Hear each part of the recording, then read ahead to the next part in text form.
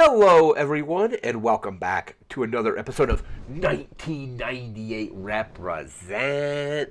On this episode, we're taking a look at Follow the Leader by Korn. Has some notes here about it. We're going to discuss the album and some interesting things I found out while researching this album, and then what I thought about after listening to the full album. I had never listened to the full album before like a week ago or so. I had heard a couple songs off of it, like Freak on a Leash specifically, but had never listened to the full album. I ended up overall really enjoying the album. I thought it was pretty good. But we're gonna go over these notes, and then we're gonna go over like the track listing and all that kind of stuff. So let me just grab this notebook here. All right, let's see where we're at.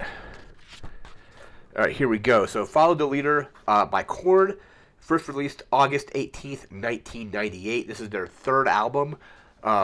They released three albums in a relatively short amount of time. So I think in like 1994, they released three albums roughly over like a 4-year period. So I think their first album was like 1994. It was like 94, 96, 98. So pretty quick turnarounds overall, especially compared to some other bands that would like release like an album maybe every like 4 or 5 years or something like that. They released three albums relatively quickly. So again, it's their third album.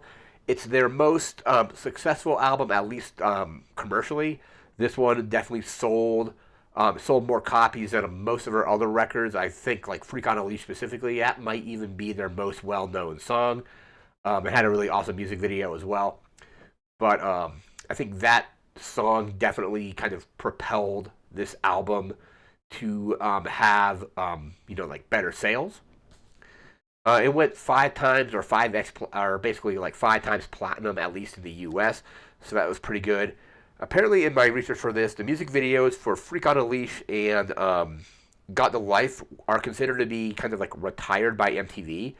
Or at least like I think they got retired from like Total Request Live or something like that. MTV doesn't really even do. I mean, I think there's like other like offshoots of MTV now, but back when this came out, those two music videos ended up basically they basically say are essentially retired from MTV, specifically TRL. Apparently, "Freak on a Leash" was nominated for 9 VMAs. And then it ended up winning for Best Rock Video. And then I think in the 2000 Grammys, it won another award, another video award at the Grammy Awards a couple years after this came out. This is pretty interesting. If you look at the album artwork here, I remember when I saw this album like in stores, I never like picked it up or anything. But just the art style and penciling style, like it looked very familiar to me, and I'm like, I wonder if that's Todd McFarlane. And then of course it ends up being Todd McFarlane, Greg Capullo, and Brian Hamron, who they were basically they worked on the Image they worked at Image Comics. They were like very important figures at Image Comics, and I was kind of into not necessarily the Spawn comics at the time, but I was collecting a lot of the kind of McFarlane like action figures, like some of the Spawn stuff, but like most of the stuff of around this time that he was working on was actually like the movie Maniac series from like horror movies, and his style is kind of like very, I want to say it's like very like iconic, like very recognizable, I guess is maybe the word I'm looking for Todd McFarlane. But I remember like reading Wizard magazine back in the day as well, and there was like an article I remember reading in like maybe like a 1995, maybe 1996 issue where they took Greg Capullo and actually had him do like a tutorial essentially in the comic magazine showing like this is how you do shading and this is how you do this kind of stuff. It was like just a couple pages, but it was pretty interesting. But yeah, their art style is like just seeing the album cover, like I definitely was able to tell that it was those guys. Came out to some pretty positive reviews overall.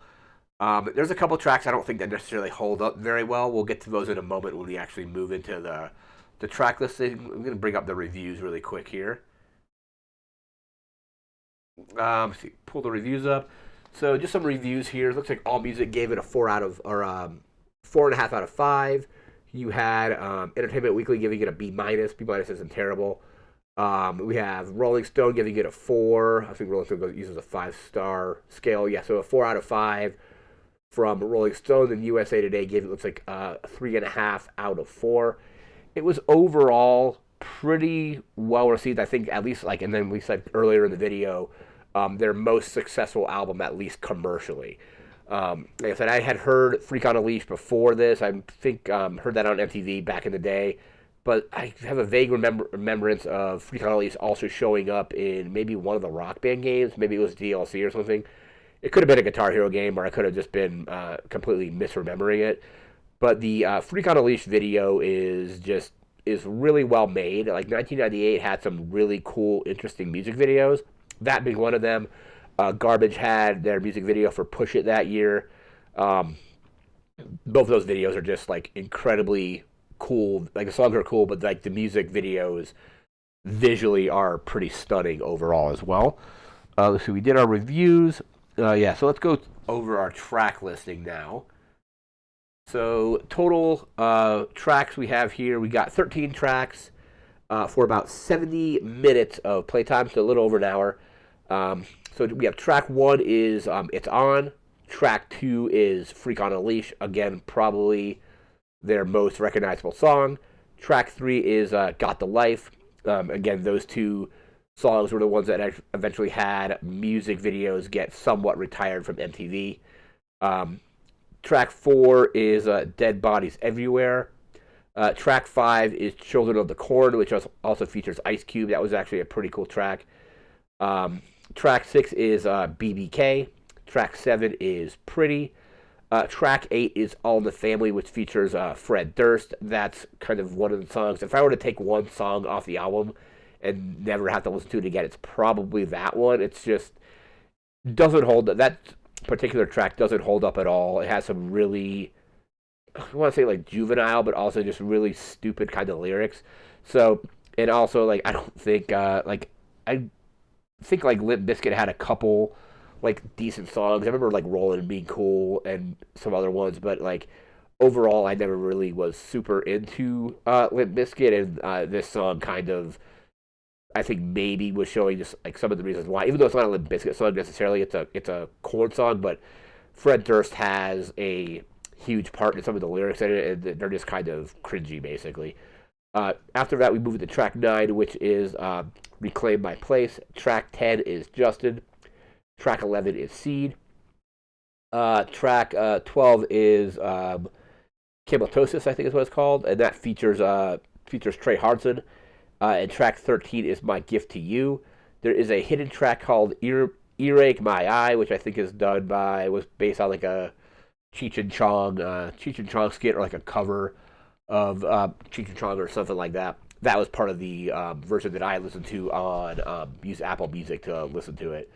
Overall, I definitely enjoyed the album. Like Freak on a Leash, Got the Life, and probably Children of the Corn probably being the standout tracks for me. I think Ice Cube's section on Children of the Corn was really good.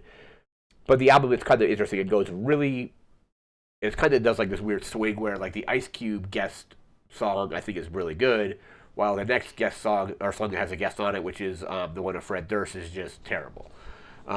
Like I said, I would probably, if I were to make like a custom mix of the album or something like that, I would just take All in the Family off the album entirely. And like I said, that song out of all the other songs just doesn't hold up. Like Google the lyrics if you want, but they're really just kind of cringy. But had a good time listening to this album.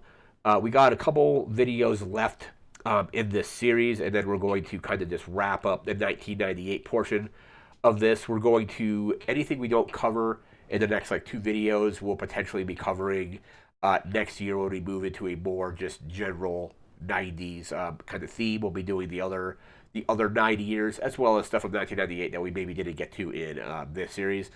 But we still got a couple videos coming out, and I got those kind of already kind of planned at least, or they're in the planning stages, and I think those are episodes are going to be a lot of fun. So those will be up in a few days, and then the other one will be up in a few days after that. We generally release the 1998 represents on Thursdays and Sundays. So Sunday we'll have another video for probably another movie, And then the Thursday after that, we were wrapping up with another video game before kind of just wrapping up the series and moving into the wider 90s in general. But that's going to do it for this video. So remember to like, comment, share, and subscribe. We'll see you again next time. Thanks again for watching. Take care and have a good one. See ya.